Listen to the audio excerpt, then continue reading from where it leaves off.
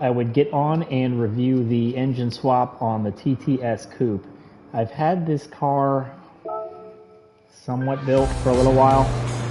The big thing you'll notice between the two is the engine noise. This is the stock engine, and it's fine. But the swapped R8 engine noise is just way better.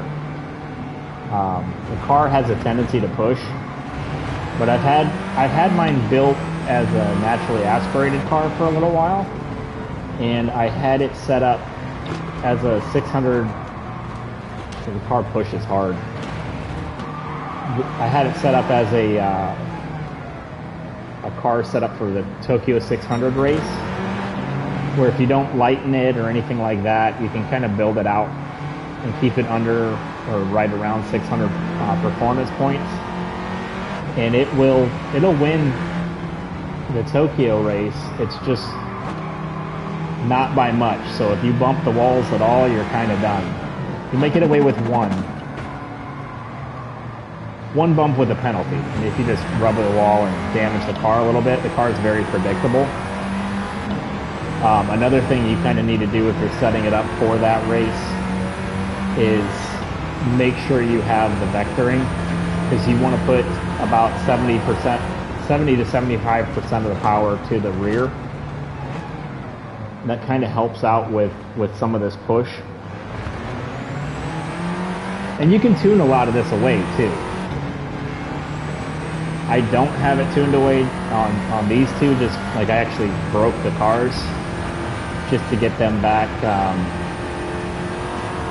to when you first throw the suspension on. I'm also trying to keep these review laps on right around 2 laps, just because it becomes a lot. And I'm trying to keep these videos as short as possible.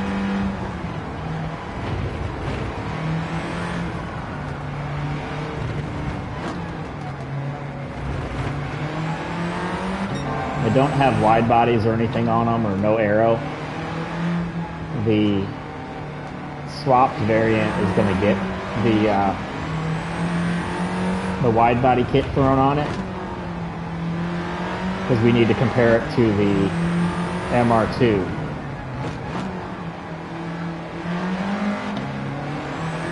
And this is using that Audi R8 motor that used to be exclusively, not exclusive, you could put it in the R8, but nobody's doing that. But the only car previously you could put this engine in was the Toyota MR2, the second gen model, which is my favorite of the breeds.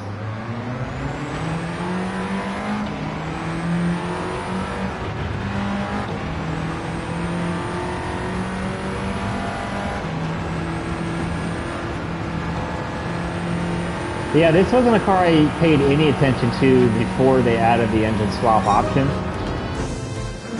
Looks like we hit a 131.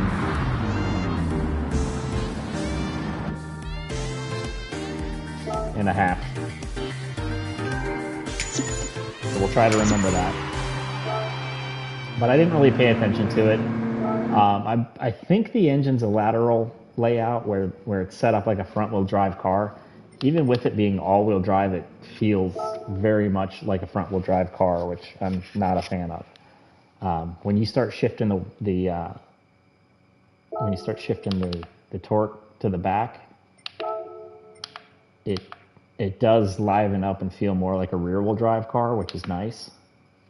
But you can see it's got more horsepower. The weight difference is 100 pounds, so like adding a light passenger. Light adult. Let's go ahead and check the power curves.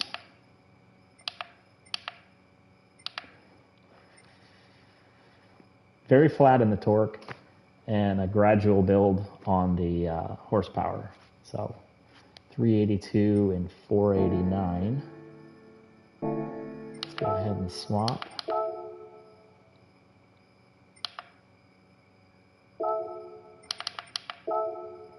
And here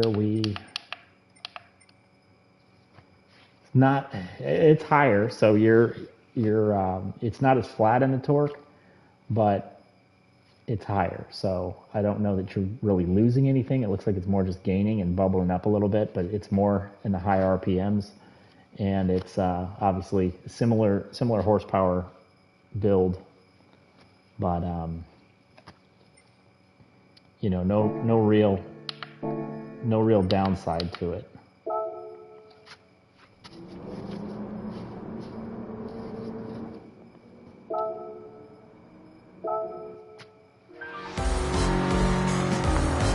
This one you'll hear right away. It just sounds nasty.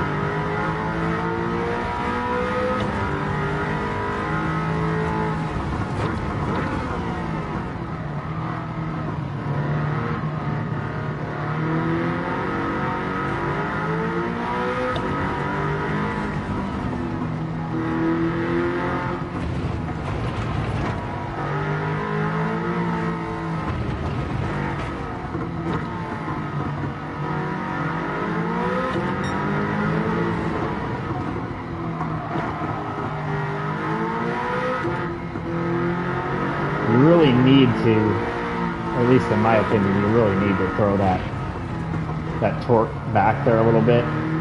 The main reason I did it while running Tokyo was this car melts front tires when you're running that race. Even with the NA tune, or you know, no turbo put on it or anything like that, it just shreds the front tires. So I did it initially to try to balance the wear out a little bit, but it makes the car handle better too. Or at least more like a rear-wheel drive car, which is what I prefer.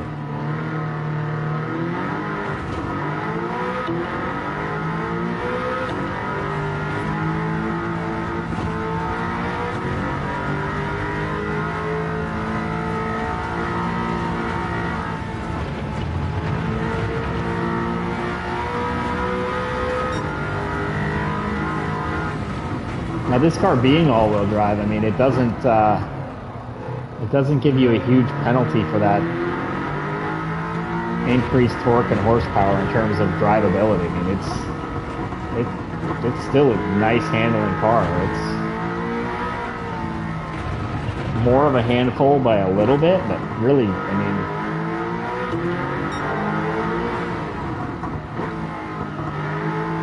you're not really losing a whole lot.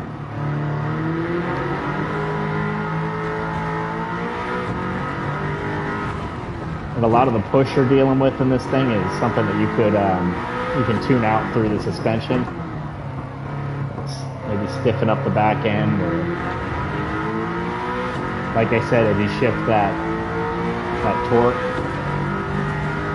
it makes the car a little bit more lively and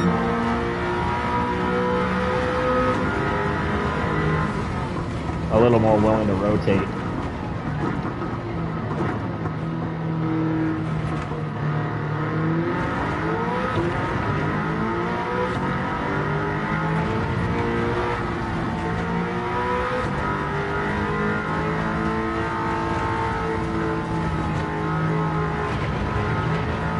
And I was waiting on upgrading this thing.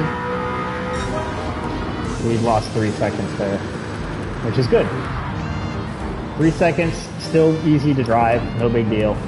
I don't know between this and the MR2 which would be better. We'll find that out next when we do the engine review of the engine swap series. That'll be the next one I run. But yeah, it's not a bad car. It's a little nose heavy. I think it was a 59-41 weight distribution, so it's nose heavy. It feels nose heavy. It feels like it's front wheel drive. It'll destroy front tires if you don't shift the power to the back. But it's not bad. So we'll catch you on the next one and compare those two. But yeah, I was holding off on it because of the cappuccino. I didn't have that at the time that I built this car, and I'm a little worried that the next update they're going to nerf that with the performance points, because right now it's dropping performance points when you upgrade the transmission, and I can't imagine that's accurate. So I think they're going to fix that along with releasing these cars. And we might lose that and the Alpine again. So, or Alpine, I don't know how to pronounce it. But I think we'll be able to tweak those, so that's why I was comfortable building this one up anyway.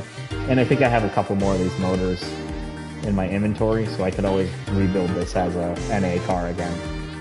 But anyway, I hope you guys enjoy it. If you like and subscribe, I appreciate it. And either way, thanks for joining, and I'll catch you in the next one.